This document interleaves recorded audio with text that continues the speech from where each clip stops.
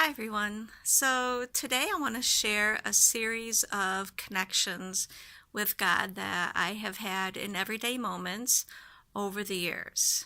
But there was a recent one again, and that was last week whenever I went to jury duty.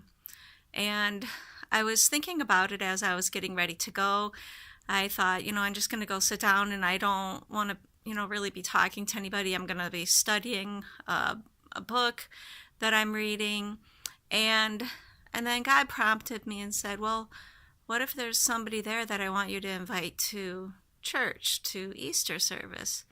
And so I thought, okay, well, I'll make sure that I'm available then. I'm going to be interruptible while I am there. So I go there and I'm sitting at a table with another woman and we're just both quietly reading our books.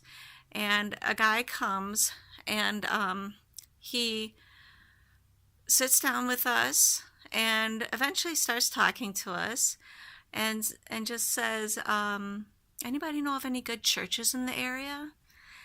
And so I had a card from my church that had information about the Easter service and the date and the time of it and, uh, you know, location. So I gave that to him and I said, I hope to see you there. And he thanked me for it. He said he's been looking for a new church for him and his family.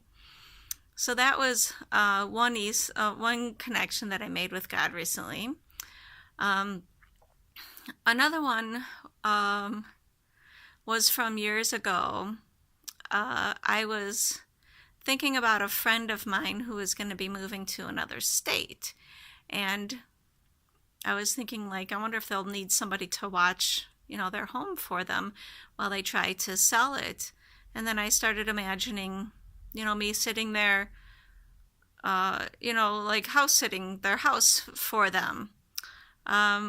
Within about 2 weeks, I was talking to this friend, and she actually asked me to house sit their home for them. She had never brought it up before, but I believe that was a God connection, just letting me know what was upcoming and coming soon.